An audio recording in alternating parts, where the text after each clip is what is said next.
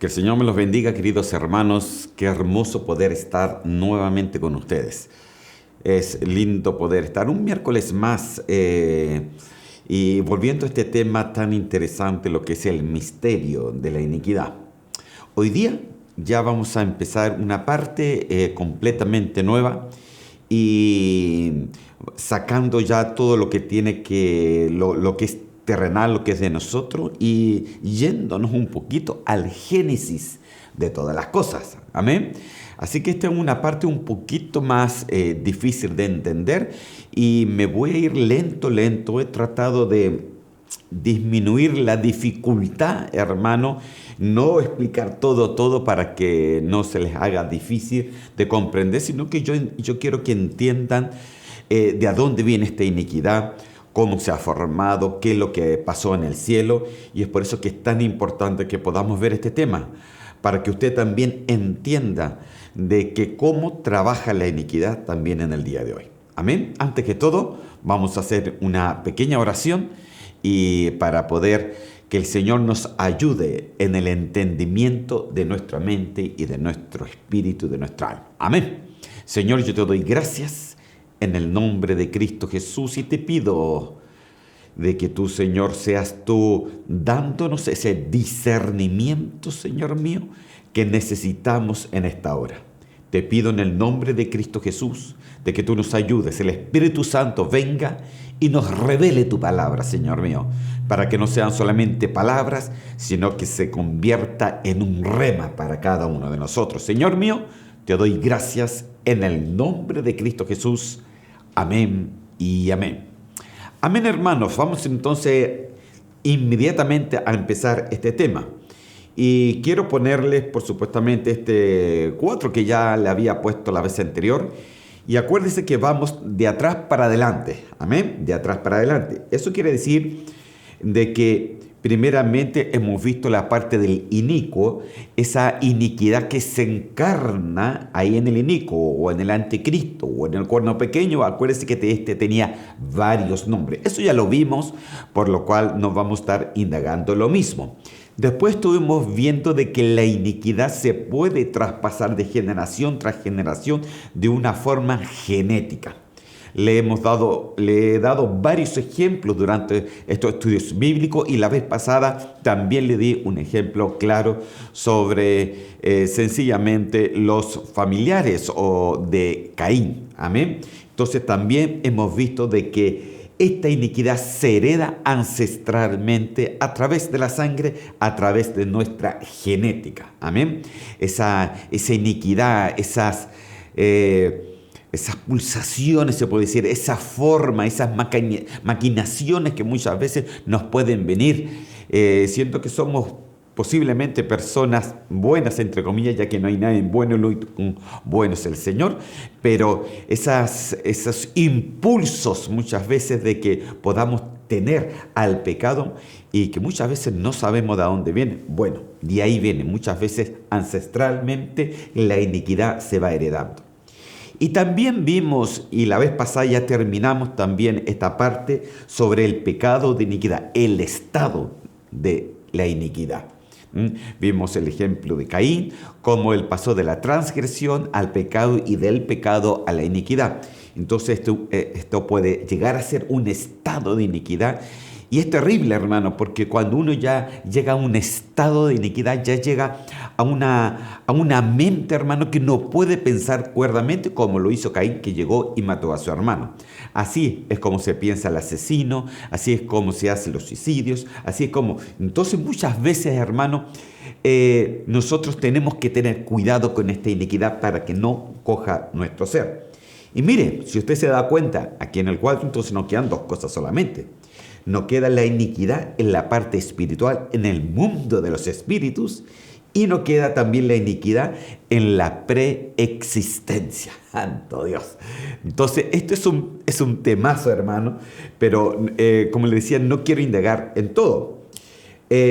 También le mostré este cuadro, también, por supuesto, porque cuando nos damos cuenta que las incursiones de la iniquidad La gran mayoría lo vemos que son incursiones primeramente espiritualmente, primeramente allá en el cielo, antes de que empezaran las incursiones aquí en la tierra.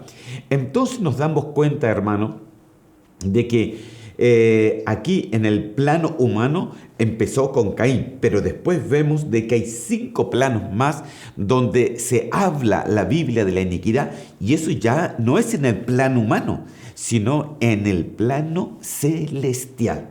Y es ahí donde vamos a ir ahora. Amén. Entonces, para empezar, le puse, por supuestamente, a este estudio la génesis de las revelaciones y del código de la iniquidad.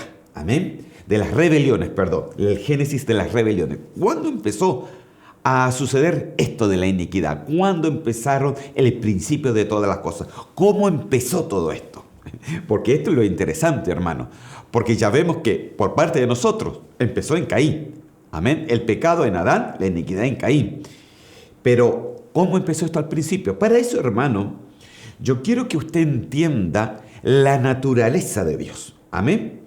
Para llevarlo acá, quiero llevarlo a esa naturaleza de Dios en Efesios 1:23, y dice lo siguiente, miren, el cual es su cuerpo, la plenitud de aquel que todo lo llena en todo. En primer lugar, quiero que entienda lo siguiente, y aquí ya quiero que me vaya poniendo mucha atención. Me voy a tratar de ir lento, hermano, porque cada vez se va a ir poniendo un poquito más complicado. Primeramente, tenemos que entender que la naturaleza de Dios es que Él siempre lo llena todo y en todo. Quiero que me escuchen muy bien, aquí en Efesios. Él lo llena todo y en todo. O sea, fuera de Él no hay nada.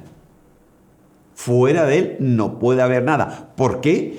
Porque Él lo llena todo y en todo. Dios lo llena todo y en todo. Sea en una plataforma humana, sea en la celestial, sea en la divina, sea en las galaxias, sea en la estrella. Él lo llena todo y en todo, sin faltar una de ellas. Amén. Entonces, con esto yo quiero que vaya entendiendo la naturaleza de Dios. Ahora, Salmos capítulo 8, versículo 6. Dice así: te hiciste señorear sobre las obras de tus manos. Todo lo pusiste debajo de sus pies. Entonces quiero que vea esta segunda parte. Primero les dije, Él lo llena todo en todo. Pero cuando Él empezó la creación, ¿qué pasó? Que la creación dice que todo lo puso debajo de ¿qué? De sus pies. ¿Por qué? Porque Él siempre lo va a llenar todo y en todo. ¿Me doy a entender? Amén. Entonces, Él siempre pone todo lo que he creado, lo pone debajo de sus pies, lo pone bajo sus pies. Amén. Siempre le pone. Y en el sentido de que todos, hermanos, tenemos que comprender que Dios es muy alto, que Dios es muy grande, que Dios es completamente inmenso, incapaz en nosotros de comprenderlo con nuestra alma. Y es por eso que Dios puso un espíritu en nosotros, el espíritu humano, para que el Espíritu Santo venga y nos revele la verdad de Él. Este es un misterio. Lo que estamos haciendo es tratando de revelar, tratando de abrir nuestra mente, nuestra alma, nuestro espíritu a esta revelación de su palabra. Amén.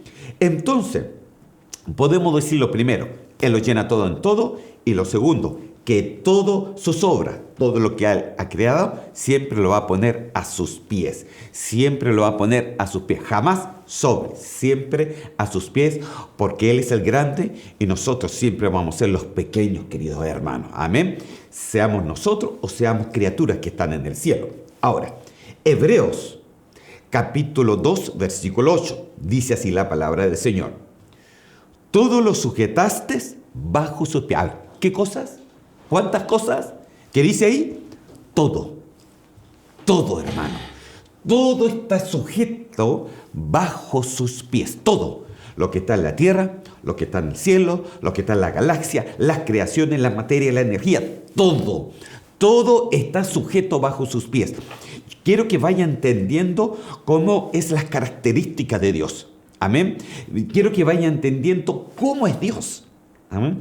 Todo Él lo sujeta bajo sus pies. Dice, porque en cuanto lo sujetó todas las cosas, nada dejó que no sea sujeto a Él. Mire, nada lo dejó que no esté sujeto a Él. Incluso dice el versículo, aunque no todo está sujeto en el día de hoy, lo será de todas maneras el día de mañana.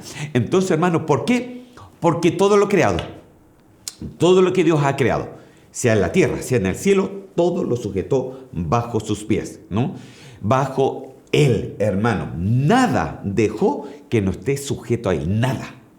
Todo tiene un principio, hermano. Y todo lo que Él ha creado desde un principio, primeramente lo creó perfecto, lo creó sin falta, lo creó sin mancha y todo lo sujetó bajo sus pies. Esto es muy importante que lo entienda porque esto nos habla de la naturaleza de Dios. Amén. La naturaleza de Dios. Ahora, hablando un poco de esa naturaleza de Dios, entonces quiero llevarlo también a esto que el Señor habla, porque el Señor es omnisciente, el Señor es omnipotente y el Señor es omnipresente. Amén. Cuando hablamos de que el Señor es omnisciente, nos estamos hablando que Él lo conoce todo, hermano. Él es omnisciente, Él lo conoce todo. Él conoce tu vida, Él conoce por dónde tú estás caminando, Él conoce tu corazón, Él conoce tus pensamientos, Él conoce todo. Todo, hermano. Conoce todo de la vida, tanto de la vida como incluso de todo el universo. Él lo conoce todo, hermano. Él lo conoce todo. O sea, Él, cuando hablamos de que Él es omnisciente, es que Él tiene sabiduría plena y sabiduría perfecta. Quiero que me escuche esto y que lo ponga en su corazón, porque esto es muy importante. Tiene sabiduría plena y sabiduría perfecta. En Él está la sabiduría plena y en Él está la sabiduría perfecta. Amén, hermano.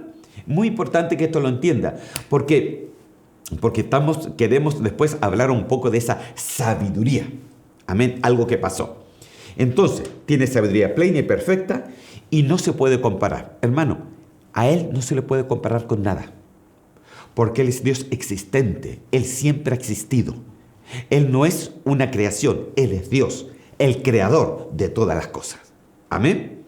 Entonces, Él no es solamente omnisciente, que lo sabe todo, sino también Él es omnipotente, o sea, que Él es todopoderoso. Todopoderoso. Tiene todo poder sobre los cielos, sobre la tierra, sobre los montes, sobre los mares, sobre el universo, sobre las galaxias, sobre todo. Él tiene todo poder, hermano. Él tiene todo poder. Nada es imposible para Él. Nada, hermano. No hay nada que Él no pueda crear. No hay nada que para Él se le sea imposible. No hay nada que para Él se le sea completamente contrario, que se le haga difícil. No, hermano. Él tiene todo poder.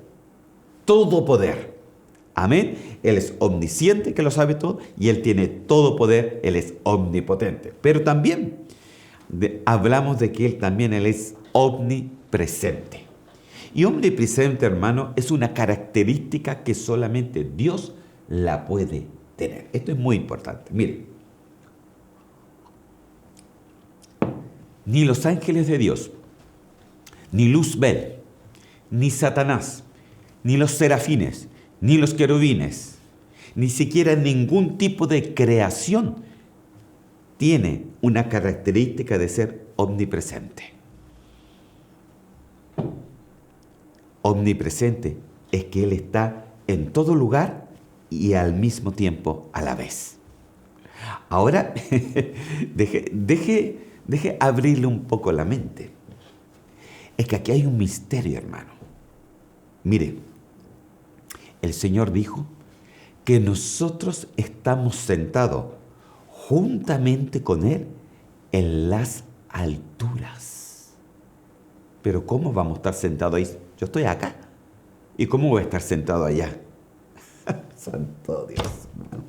Es que la obra que Él hizo, hermano, si nosotros comprendiéramos en nuestro espíritu, porque no en nuestra mente, porque es imposible entenderlo con nuestra mente, en nuestro espíritu, la obra que Él hizo con nosotros, comprenderíamos una obra agigantada, hermano. Una obra, hermano, que Satanás pensaba de que ya lo tenía todo listo y de repente aparece una entidad que se llama iglesia. Una entidad que se le llama la amada. Una entidad que se le llama la esposa del Cordero y que puede estar aquí en la tierra y al mismo tiempo puede estar sentado con Dios en las alturas, hermano. Que eso, hermano, cuando el enemigo lo vio, él dijo, no puede ser. No puede ser. Pero Dios lo hizo. Y lo hizo por amor a ti y por amor a mí. Hay cosas, hermano, que para el hombre es imposible de comprender. Pero para Dios, como es todo a Él es posible, Él nos dio una facultad, hermano. Él vino, murió por nosotros. Y Él no se llevó el poder al cielo, dice que se lo dejó a la iglesia. Y es por eso que dice de que las puertas del Hades, del infierno, no van a prevalecer contra su iglesia. ¿Por qué? Porque tú estás aquí, pero también estás allá arriba. Estás en una autoridad superior. Pero esa autoridad te la da el Señor. ¿Cuándo? Cuando estamos bajo sus pies. Amén. Me puse a predicar, hermano. Ya, me salgo de la predicación. Amén. Pero Él es omnipresente. Ay, que hermano, es que me come, hermano, hablar muchas veces un poquito más para que usted lo pueda comprender mejor. Mire, averígüelo, ¿no? Ahí se lo doy como tarea. Amén. Aleluya. Entonces, el omnipresente es una característica que solamente Dios lo tiene. Y puede estar en varios lugares a la vez y al mismo tiempo. Amén. Algunos ejemplos de esto. Vamos a verlo. Cuando hablamos de ser omnisciente, por ejemplo, lo podemos ver en 1 de Juan, capítulo 3, versículo 20. Dice así la Reina Valera del 60. Pues si nuestro corazón nos reprende, mayor que nuestro corazón es Dios, por supuesto, y Él sabe todas las cosas. Amén. Entonces, Él es omnisciente, Él sabe todo. Él sabe todo. Mayor que nuestro corazón es el Señor. Mayor que nuestro pensamiento es el Señor. Mayor que cualquier ángel es el Señor. Mayor que cualquier entidad es el Señor, porque Él lo sabe todo, hermano. Ahí les puse también en Salmo 139:3, usted lo puede leer en su casa, y en Hebreos capítulo 4, versículo 12, ahí usted le puede tomar una foto y también ahí verlo en sus casas. No le pongo todos los textos para poder avanzar, hermano. Mire que aquí la hora me avanza muy rápido. Si le doy un ejemplo sobre el omnipotente, entonces lo podemos ver en Mateo capítulo 19, versículo 26, que dice así: y mirándolo Jesús le dijo, para los hombres esto es imposible, mas para Dios todo es posible. Mire, hermano, ¿qué cosas son posibles para Dios? Diga usted conmigo, todo, todo. Es por eso que el Señor le dice a sus hijos, todo lo puedes en Cristo que te fortalece. ¿Por qué? Porque el Espíritu Santo de Él, ¿dónde lo mandó a morar? Dentro de nosotros. Aleluya, santo, hermano. Es que esto es un misterio también, hermano. ¿Quién lo puede comprender? Santo Dios. Omnipresente. Un ejemplo de omnipresente está en Jeremías capítulo 23, versículo 24. Dice así: ¿se ocultará alguno, dice Jehová, en escondrijos que yo no lo vea? ¿No lleno yo, dice Jehová, el cielo y la tierra? Y le puse ahí también en Proverbios capítulo 15, versículo 3, para que usted lo pueda ver también en sus casas. Santo Dios. Mire, hermano, con todo esto que hasta ahora he visto, solamente he visto algunas características de la naturaleza de Dios. No la he visto toda, ¿ok? Solamente algunas para que usted comprenda lo siguiente. Dice que Él llena los cielos y la tierra. Ahora, dice de que Él todas sus obras las puso bajo sus pies. Todo lo que ha hecho, lo ha hecho bajo sus pies. Entonces, si Él lo llena todo en todo, y todo lo que ha hecho está bajo sus pies, yo le pregunto hoy día a ustedes, en el momento que todavía no existía nada, en el momento que todavía las obras de sus manos no la podía poner bajo sus pies. Cuando no había mundo, cuando no había materia, cuando no había galaxias, cuando no había estrellas, cuando no había nada de nada. Entonces, ¿qué es lo que queda del versículo? Queda solamente una cosa, que Él lo llenaba todo y en todo. Todo y en todo. Hermano, Él es Dios y es un Dios inmenso donde lo llena todo y en todo. Él no necesitaba, hermano, puede ser que Él no necesitaba creaciones, porque Él lo llenaba todo y en todo. Puede ser que Él no nos necesitaba a nosotros, porque Él lo llenaba todo y en todo. Puede ser que Él no necesitaba ángeles, ni serafines, ni querubines, ni arcángeles, porque Él lo llenaba todo y en todo. Se los puse ahí en la palabra del Señor. Y cuando dice todo y en todo, es que Él todo es un completo. Es cuando usted tiene, perdón, un globo, usted lo infla y dentro del globo no cabe nada más porque solamente es aire. Él lo llena todo y en todo. Ahora, cuando Él lo llena todo en todo, hermano, entonces, para poder crear algo, Él tuvo que dar un espacio para su creación. Si Él lo llenaba todo en todo, mire, un ejemplo. Aquí está mi café. Tengo la taza llena. Esto lo llena el café, llena la taza todo y en toda la taza. ¿Ok? Pero si yo quiero hacer algo más, si yo le quiero poner leche a mi café, ¿qué es lo que tengo que hacer yo? Darle un espacio. Amén. Y es justamente lo que el Señor hizo.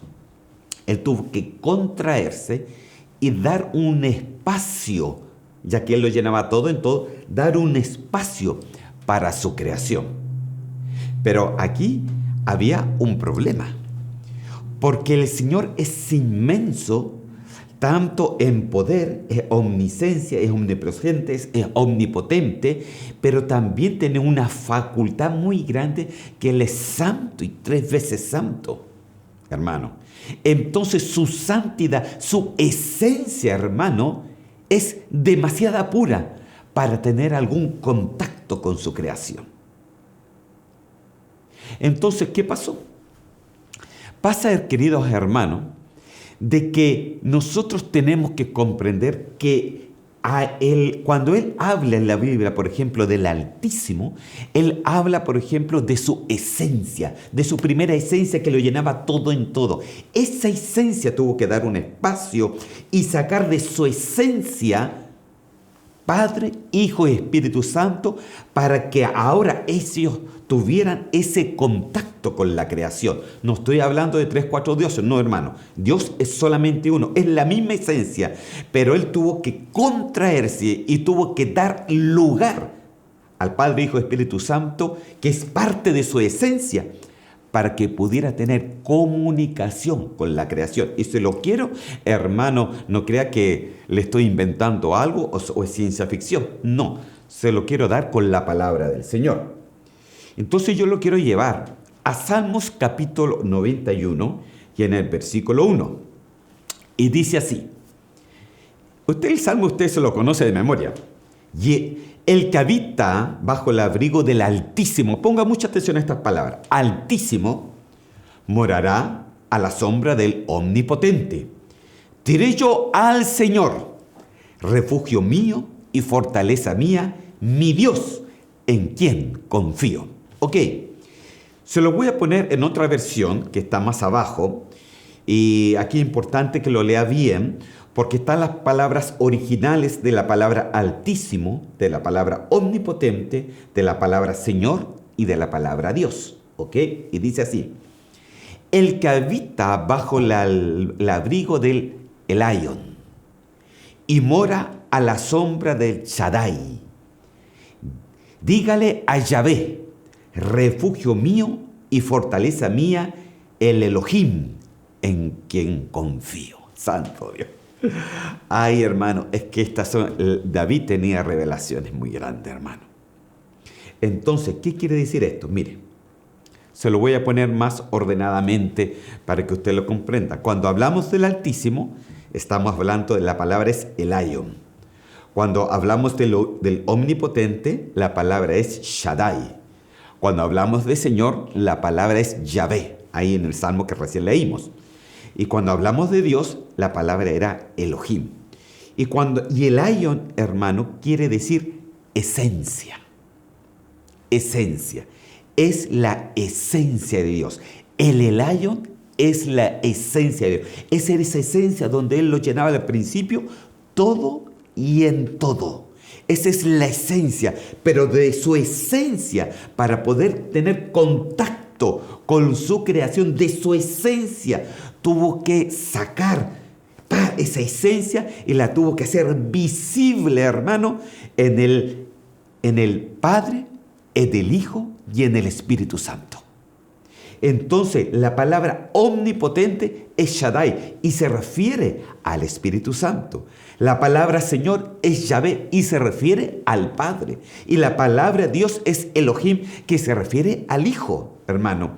Y no estoy hablando, como les vuelvo a reiterar, para que nadie me malinterprete, no estoy hablando de 3 ni de 4 dioses, no.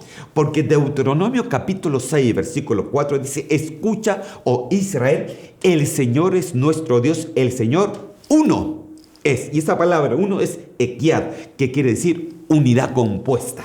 Amén. Esta es la Trinidad o la triunidad, hermano. Es una unidad, hermano, en Dios inmensa, hermano. Entonces, cuando Él lo llenaba todo en todo, en esa taza, hizo un espacio. Y en ese espacio salió de ese café, de esa esencia, para ponerle el ejemplo, Padre, Hijo y Espíritu Santo, que no es una creación, es parte de su esencia. Quiero que me entienda bien y quiero explicarlo bien. No es una creación, hermano. Es parte de su esencia, que es la esencia que puede tener contacto con la creación. Padre, Hijo y Espíritu Santo. Y entonces de esa esencia sale esto, que son los únicos que pueden tener ese contacto con lo que Dios iba a crear. Amén. Ahora, ¿se puede tener contacto con la esencia? ¿Qué cree usted? No. Se lo quiero comprobar con la palabra del Señor.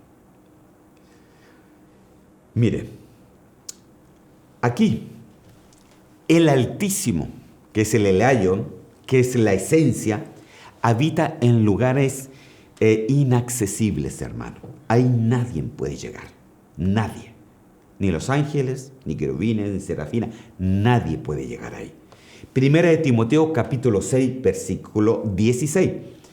Quiero comprobárselo con la palabra. Dice así, el único que tiene inmortalidad y habita en luz inaccesible, a quien ningún hombre, escúcheme bien, ningún hombre ha visto ni puede ver. A Él sea la honra, dominio eterno. Amén. Se lo leo en otra versión, Dios habla hoy, 1 Timoteo 6:16, dice así.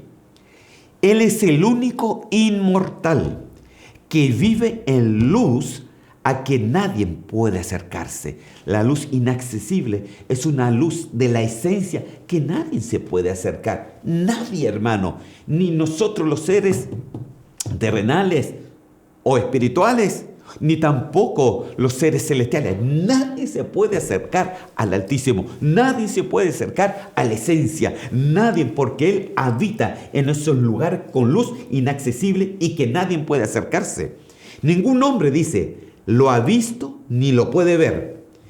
Y al ver, pertenecen para siempre, dice, y a Él pertenecen para siempre el honor y el poder. Amén. En otras versiones dice, ningún hombre se le puede aproximar ni tocar. Ok. Dígame usted, con este versículo, pareciera que fuera una contradicción.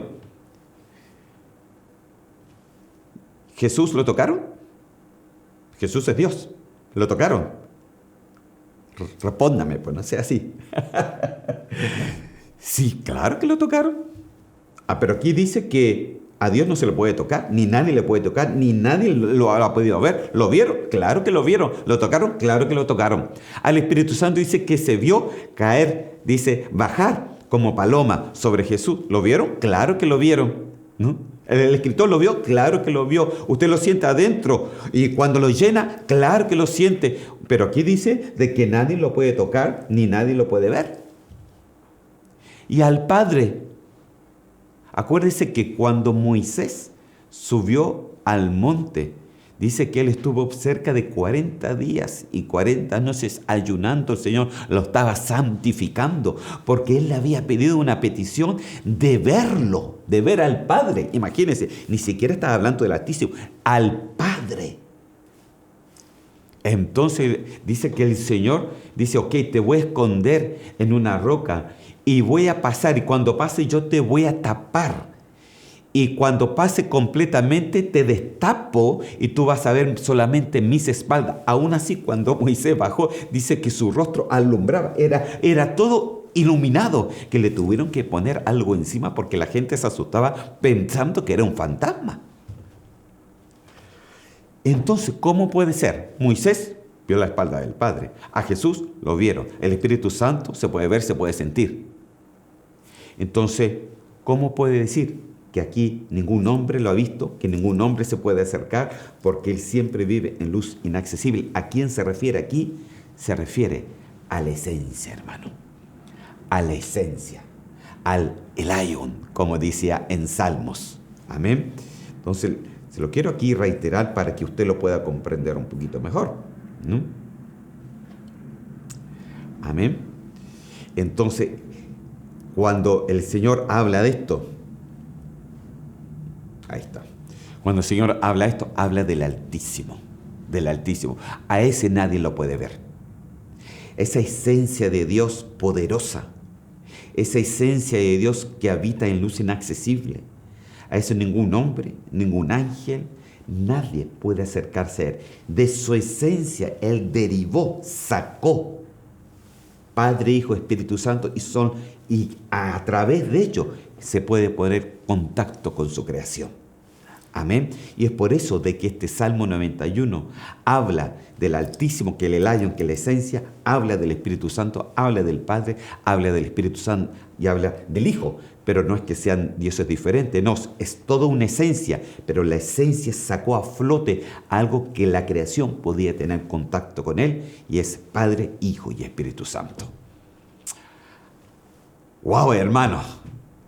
Aquí ya la cosa se nos pone un poco la cancha más difícil, hermano. Y eso que voy suavecito, suavecito. Amén. Entonces, seguimos entonces en el nombre del Señor. Podemos decir que la esencia o el Altísimo nunca ha salido de algo que se le dice el Ein Sof. El Ein Sof, si usted lo ve en un diccionario, quiere decir que esa esencia jamás salió, porque Él es supremo, es lo más elevado, Él no puede ser limitado ahí. Sin más, Él es el que limita a los seres. Entonces Él nos sale de ahí por razones muy poderosas y también por razones de pureza, hermano. De pureza. Entonces Él es demasiado puro, Él es demasiado santo, hermano. Él es demasiado, hermano, que ninguna creación, sea lo perfecto que sea, puede llegar al Altísimo. Y aquí, hermano, más adelante usted se va a dar cuenta dónde realmente Satanás quería llegar. Porque él se sabía secreto. Y este secreto que hoy día se lo estamos revelando, él también lo sabía. También lo sabía. Entonces, el ciclo inicial, hermano, se hace a través de lo que se llama una kenosis. Kenosis es una palabra en griego, hermano, que está en la palabra del Señor. Ya se lo voy a mostrar. No crea que le estoy inventando una palabra. Sino que kenosis el numerario está aquí del 2158 y que quiere decir que se deriva, que quiere decir que algo que se vacía, se desvaciarse, es derivarse algo, hermano. Entonces, esta esencia tuvo que tener una kenosis para derivar Padre, Hijo, Espíritu Santo y que estos tuvieran contacto con su creación. Amén. Es la esencia, y esa esencia, hermano, el Elyon, es esa esencia que nadie puede llegar. Nadie puede llegar, hermano, y nunca tiene contacto con la creación.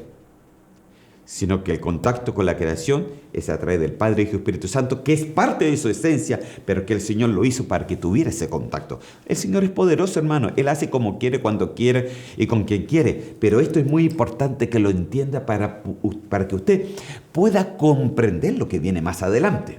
Amén. Ahora, hablando un poquito, hermano, sobre la kenosis, fíjese de que Cristo también tuvo una kenosis. Porque la kenosis en griego quiere decir vaciamiento, ¿no?, de la propia naturaleza divina, para llegar a ser completamente receptivo a la voluntad de Dios. Y fíjese de que en Filipenses capítulo 2, y en el versículo 6, yo quiero que usted lo lea conmigo, dice así la palabra del Señor: el cual, aunque existía en forma de Dios, no consideró ser igual a Dios como algo a que aferrarse, sino que se despojó. Esa palabra despojarse es la palabra kenosis. ¿Ok?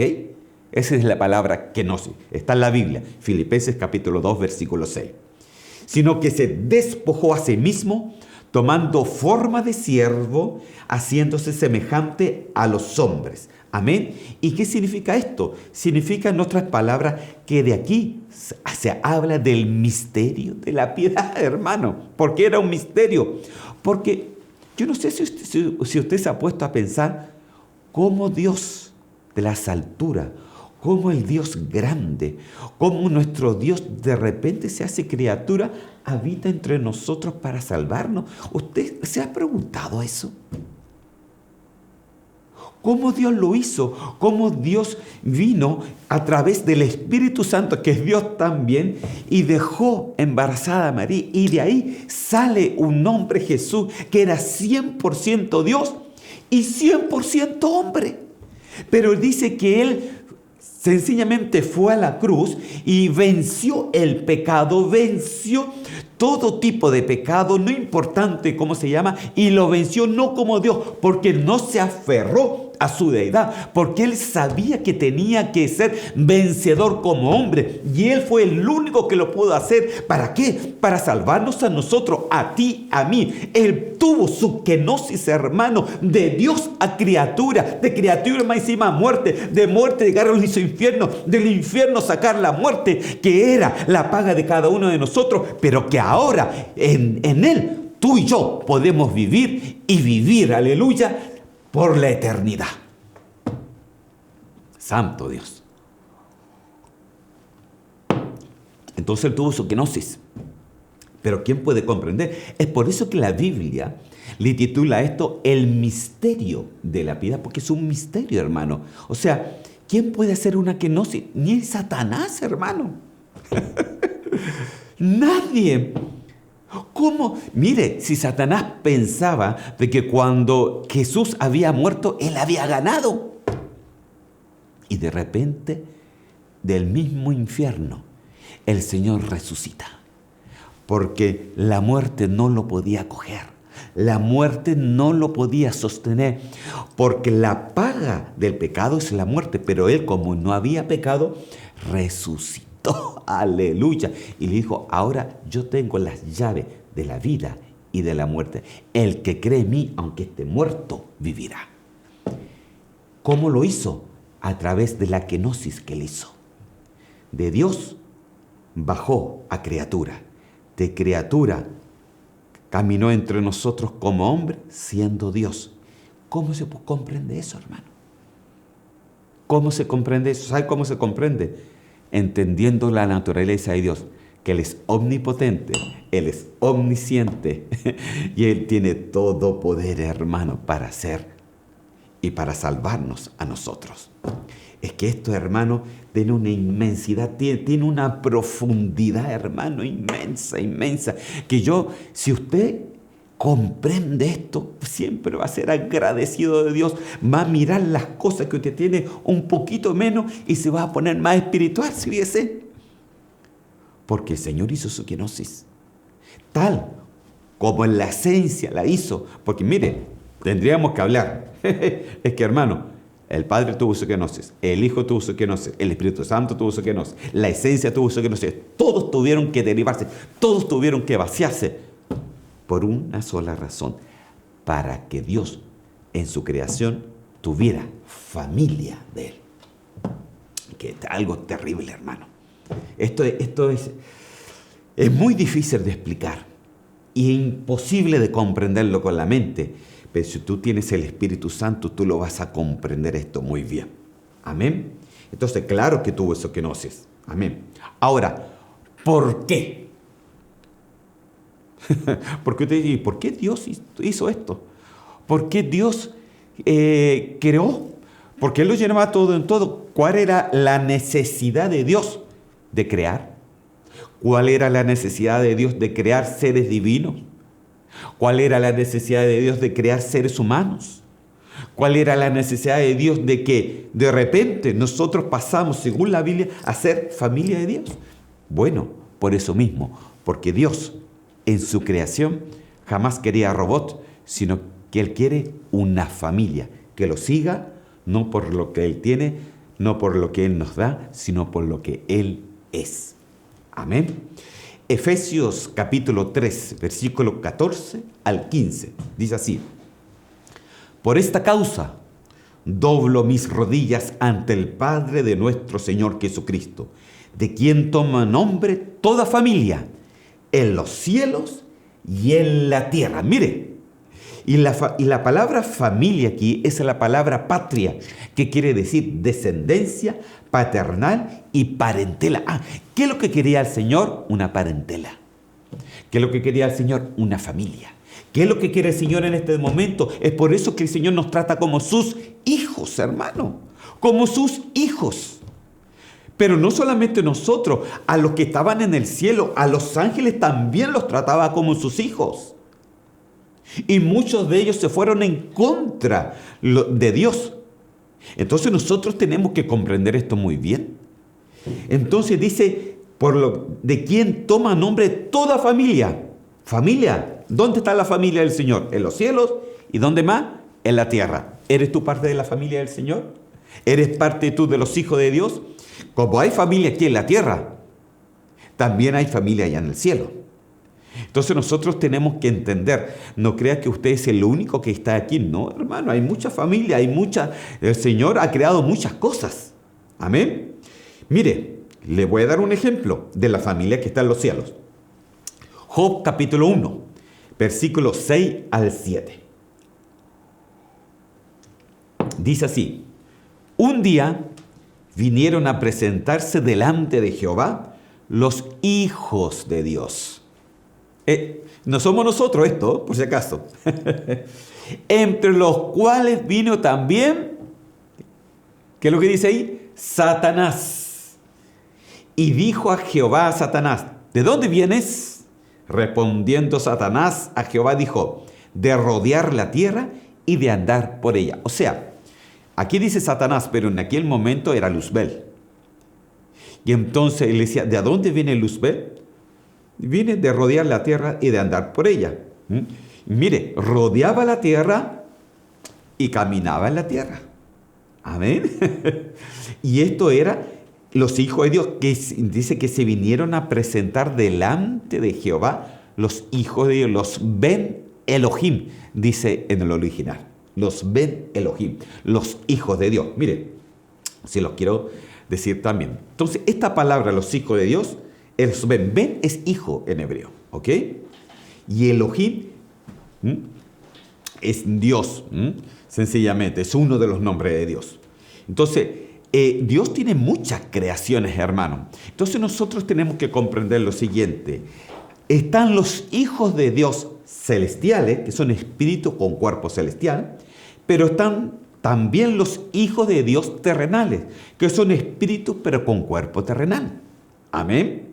Entonces, todos somos espíritu, hermano, pero todos Todos tenemos diferentes cuerpos. Hay cuerpos terrenales y hay cuerpos celestiales. Hay familias de Dios en la tierra y hay familias de Dios en el cielo. Aleluya. Pero es que esto, hermano, santo Dios, ¿cómo se lo explico? No me quiero profundizar tanto, pero se lo tengo que decir.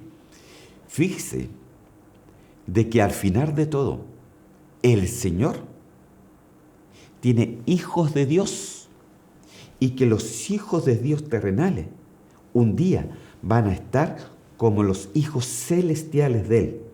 Es por eso que el Señor te va a dar un cuerpo nuevo.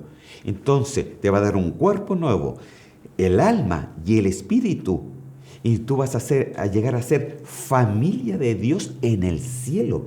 Y Dios te va a poner corona, o sea que tú vas a reinar con Dios, algo que los hijos celestiales no tuvieron.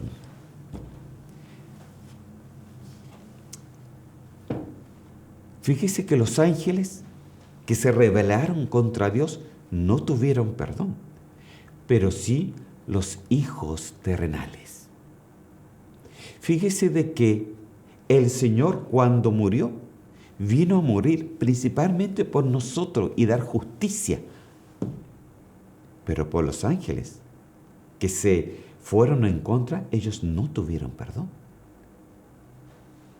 Entonces hay una familia de Dios, hermano, que para Dios es la amada y llega a ser la esposa del Cordero. Y ese eres tú y ese soy yo, y el Señor te tiene en alta estima. El gran problema, hermano, es que nosotros nos olvidamos de Dios a la primera. Nosotros tenemos en alta estima nuestro trabajo. Nosotros tenemos en alta estima lo que queremos. Nosotros tenemos en alta estima nuestros propios estudios. Nosotros tenemos en alta estima lo que nosotros queremos. Pero ¿quién tiene en alta estima lo que Dios nos promete? Hermano, yo por lo menos lo tengo en alta estima. Porque yo quiero ser parte, hermano, de esos hijos de Dios, que son terrenales, pero que un día van a llegar a ser hijos de Dios celestiales. Amén. Porque entre más espiritual seas, más celestial serás. Entonces, están los hijos de Dios celestiales y están los hijos de Dios terrenales. Amén. Vamos a un versículo bíblico entonces. Dice así, Colosenses capítulo 1, versículo 15 y 16. Dice, Él es la imagen del Dios invisible, el primogénito de toda creación. Ahora, acuérdense que aquí ya se está refiriendo a Jesús. Porque en Él, en Jesús, fueron creadas todas las cosas. Entonces, los ángeles, todo lo creado, todo lo que la esencia después pasó a la creación a través del Padre, Hijo y Espíritu Santo, todo fue creado para alguien. ¿Para cuál fue el propósito de la creación? Dice que en Él fueron creadas todas las cosas, las que hay en los cielos, todo lo que hay en el cielo, las que hay en la tierra, todo lo que hay en la tierra, sean cosas invisibles o sean cosas invisibles, sean tronos, sean dominios, sean principados, sean potestades, todo fue creado por medio de Él y para Él. Santo Dios. Mire, paremos un poco. ¿Cuál fue el propósito de las creaciones de Dios? ¿Cuál fue el propósito? De que todo sea creado por Él, por medio de Él y para Él, para Cristo. Todo fue creado para Cristo. Todo fue creado para Él, hermano. Porque así es Dios, así trabaja Dios. Todo fue creado para que seamos pertenencias de Él, para que seamos familia, pero no una pertenencia obligada, no que alguien te esté apuntando así con una espada, con un cuchillo y diciéndote, ya anda a la iglesia, anda a la iglesia, anda a la iglesia. O de repente tenemos que hacer una prédica para que dé miedo, para que vayan a la iglesia. No, hermano, Dios no quiere eso. Dios quiere que realmente de corazón lleguemos a ser hijos e hijas de Dios, que vayamos ante su presencia, aleluya, porque todo lo hizo para Él. Todo lo hizo para Él. Todo fue creado por medio de Él y para Él. Sean lo que está en el cielo, sea lo que está en la tierra, sean las cosas invisibles, sean las cosas visibles, sean trones, sean dominios, sean potestades, sean principados, sea lo que sea cualquier tipo de creación. Todo fue creado para Jesús. Santo Dios. Para Él. Para Él. Entonces el propósito de toda creación siempre ha sido Él. Siempre ha sido Jesús. Siempre, hermano. No creas que el Señor lo llamó porque usted es hermoso y usted es lindo. No, hermano. Seguramente usted es hermoso y usted es lindo. Y yo soy el feo, el malo. Pero el Señor no nos llamó por eso. Nos llamó porque tenemos un corazón dispuesto y que queremos realmente de que toda nuestra vida se vuelva para Él. Amén. Pero ojo, no por obligación, porque la creación de Dios jamás es obligada. La creación de Dios es de que todos tenemos una voluntad propia para tener una propia elección. ¿Qué es lo que eliges tú? ¿Y qué es lo que elijo yo? Yo por lo menos elijo por Dios. Yo por lo menos elijo por Él, hermano. En el nombre de Cristo Jesús, yo se lo digo. Vamos a otro versículo bíblico. Job, capítulo 42, versículo 2. Dice así: reconozco que todo lo puedes y que ningún propósito te puede ser estorbado. Mire, y en Proverbios capítulo 19, versículo 21, la Biblia textual dice: muchos designios hay en el corazón del hombre, pero el propósito de Jehová, el propósito de Yahvé, es el que prevalece. Aleluya. Entonces usted tenga cuidado con esto. Todo fue creado. ¿Cuál era el propósito? Todo fue creado por Él, por medio de Él y para Él. Ese es el propósito. Y el Señor no va a dejar estorbar ni por nada, ni por nadie en su propósito. Por nada ni por nadie, sean hijos terrenales o sean hijos celestiales. Por nada ni por nadie va a dejar que su propósito se estorbe, ¿no? Porque dice, el propósito de Jehová es el que prevalece. Ese va a prevalecer por siempre, desde un principio hasta el final. Aunque sucedan muchas cosas entre este medio, el propósito del Señor se va a cumplir cabal, sí o sí. Es por eso que el Señor nos dejó la escatología en la Biblia. Él nos dejó la Biblia para que sepamos lo que va a pasar, y lo que va a pasar mañana, y lo que viene después, etcétera, hermano. ¿Por qué? Porque su propósito se va a cumplir sí o sí. Amén. Queramos o no queramos, lo crea o no lo crea, el propósito de Dios, yo le creo a la palabra, se va a cumplir y no va a haber nada que lo pueda estorbar. Amén. Entonces, ya comprendiendo esto, mire, hermano, esto era la introducción. ¿Cómo lo hago ahora? ¿Ah? Ya comprendiendo esto, entonces veamos algunas familias en el cielo, algunas creaciones en el cielo que el Señor creó. Amén. Entonces, por ejemplo, punto 1, el Señor creó las 7 columnas de la sabiduría. Algo que se llaman los arquitectones o paquires. Estas son palabras originales. La Reina Valera le dice los edificadores, ¿ok? Para que usted lo pueda comprender. Edificadores, pero la palabra original es los arquitectos. Y aquí, en esta primera creación, porque le puse número 1 porque fue su primera creación. Ahora ponga ojo a esto, hermano. Dios nada va a crear sin propósito. Nada. Dios no te crea una taza para que esté vacía, sino para que sea usada. Dios no te crea una criatura para que no haga nada, sino que esa criatura le va a poner dones, le va a poner talentos, le va a poner diferentes cosas para que realmente se pronuncie lo que el Señor le ha dado. Amén. Dios nada crea si no tiene un propósito por detrás. Hermano, esa es la naturaleza de Dios. Todo lo que Dios hace tiene un propósito. Todo, hermano. Todo lo que Dios crea tiene un propósito. Y estos Estas 7 columnas de la sabiduría, estos arquitectones, estos arquitectos, estos edificadores, tenían también un propósito. Y el arquitecta mayor, que es una arquitecta femenina, mayor, pero usted me dice, pero hermano, dice la palabra que en el cielo no hay sexo. Es verdad, pero no quiere decir que no hay entidades femeninas o masculinas. Amén. Por ejemplo, la iglesia del Señor es una entidad femenina, la iglesia, la amada, la esposa. Amén. Y dentro de ahí hay gente masculina y femenina. Y al que lleguemos al cielo no nos vamos a pronunciar de esa manera, es una entidad femenina igual. Amén. Entonces, solamente eso fue el paréntesis. Por si acaso le vuela algún pensamiento raro por ahí. Amén. Entonces vemos estas creaciones. Por ejemplo, también están los serafines. Usted seguramente ha oído hablar de los serafines ahí en la Biblia, donde nos habla de que los serafines son los que tienen 6 alas. Dice que estos se cubren el rostro, se cubren el cuerpo y se cubren las piernas, hermano.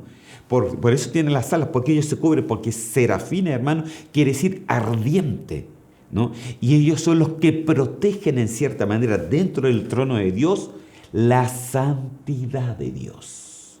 Los serafines hablan de la santidad de Dios. Amén. Porque la santidad es parte de la naturaleza de Dios, que es muy importante. Acuérdese que incluso ni siquiera los serafines pueden llegar a la esencia, al Elion, porque ni siquiera ellos podrían soportar la santidad del Señor. Santo Dios, esto es terrible, hermano. Es terrible. Amén. También están los querubines, estos tienen 4 alas. ¿Y quién era un querubín protector? O sea, los querubines están para la protección del trono. Los serafines están para la santidad del trono y los querubines están para la protección del trono. En una parte de la Biblia, en este momento no me recuerdo el versículo bíblico, a ver si más adelante se lo puedo decir. Dice que los serafines están por encima, mientras los querubines están por debajo. Amén. Entonces es como una rueda de protección. Amén. Entonces, después, incluso uno de los querubines, ¿quién era? ¿Quién era un querubín? A ver, ¿se acuerda? ¿Ah? Satanás, Luzbel, él era un querubín. Era un ángel caído, por supuestamente. Aunque realmente no se les podría decir ángeles, hermano, porque querubín es más que un ángel. ¿Ok? Porque también están los arcángeles. Y los arcángeles, hermano, son aquellos jefes de ángeles. Ellos ya sí que son ángeles. Amén. Y estos tienen 2 alas, dice la palabra del Señor. Y los ángeles no tienen alas. Entonces, si usted de repente, alguien le dice, ¿sabe, hermano? Permiso. ¿Sabe, hermano? Soñé que un ángel con 4 alas me venía a ver. Erróneo. Los ángeles no tienen alas. De repente le vino a ver el querubín, el querubín protector que se fue en contra del Señor, Satanás. Entonces, uno tiene que tener cuidado, hermano. Amén. Están los ángeles y dentro de toda esa gama también están los principados, hermano. O sea, a ver, los principados, hermano, son aquellos que fueron creados bajo el primer ciclo de la creación. ¿Ok? Por ejemplo, Satanás era un principado. Pero también el arcángel Miguel también era un principado, porque la palabra que se deriva ahí es arcai, es príncipe, de principado. Amén. A ver si para los próximos estudios que vamos a estar teniendo después, cuando terminemos aquí, yo pienso que vamos a estar hablando un poquito del mundo de los espíritus. Y ahí ya le voy a poner todos los versículos bíblicos habidos por haber, para que usted comprenda un poquito mejor. Yo solamente en este momento le estoy así pincelando unas cositas para que vean cómo son las familias de los cielos. Están los principados, están por ejemplo los cosmócratas, que es la palabra original, que nuestras Biblias lo traducen como los gobernadores. Los gobernadores, que también tendríamos que entender cuál es la función de los gobernadores. También están las autoridades, las exousias, que se le dice, ¿no? Y las huestes, que son los neumas. Amén. Entonces, mire, por lo menos aquí vemos 9 creaciones, pero hay más. No se lo puse, pero se lo quiero leer. O se lo puse. Sí, parece que se lo puse. Entonces, pero me queda un minuto. Santo Dios. Ya, vamos al último versículo y ya con esto entonces terminamos por el día de hoy. Dice así, Apocalipsis 4, del 6 al 8. Y delante del trono había como un mar de vidrio semejante al cristal, y junto al trono y alrededor del trono 4 seres vivientes, llenos de ojos delante y detrás. El primer ser viviente era semejante a un león, el segundo era semejante a un becerro, el tercero tenía rostro como de hombre, y el cuarto era semejante a un águila volando. Y los 4 seres vivientes tenían cada uno 6 alas, mire, y alrededor y por dentro estaban llenos de ojos, y no cesaban día y noche de decir: Santo, Santo, Santo sea el Señor Dios Todopoderoso, el que era, el que es y el que ha de venir. Aquí en Apocalipsis ve de que hay otros seres. Decía que eran como 4 seres vivientes, y que uno se parecía a un becerro, otro se parecía a un hombre, otro a un águila, que tenían 6 alas, o sea, eran como serafines, y que decían: Santo, Santo, Santo es el Señor. Entonces vemos que en el cielo hay muchas creaciones, hermano. Hay muchas creaciones, pero claro, cada una de ellas tiene una función, hermano. Y esto es muy importante que lo entiendas. Cada una tiene una función. Y tú aquí en la tierra, si tú eres cristiano, también tienes una función. Y tú tienes un llamado y tienes que descubrir para qué el Señor te llamó. Porque no te llamó para estar sentado en una banca, te llamó para obrar en la palabra y para ser parte de su pueblo. Oramos al Señor. Señor, yo te doy gracias, Señor mío, por este estudio bíblico. Te pido en el nombre de Cristo Jesús de que hoy día tú nos hayas abierto un poco más la mente, Señor, porque estamos hablando del misterio, estamos sacando el misterio a la luz, Señor mío. Y yo te pido en el nombre de Cristo Jesús, de que tú, Señor, hoy día abras nuestro corazón, abras nuestra mente, y que seamos, Señor, de esa, lo que el Señor quiere, familia de Dios. Que realmente, Señor Santo, seamos verdaderos hijos e hijas de Dios. Señor mío, yo te doy gracias en el nombre de Cristo Jesús, porque tu propósito, y necesitamos que tu propósito, Señor Santo, sea parte de nuestro propósito también. En el nombre de Cristo Jesús, amén y amén. Que el Señor me los bendiga, hermanos, y vamos a seguir la próxima vez en esto algo tan interesante, lo que es el misterio de la iniquidad. Que el Señor me lo bendiga. Hasta la próxima.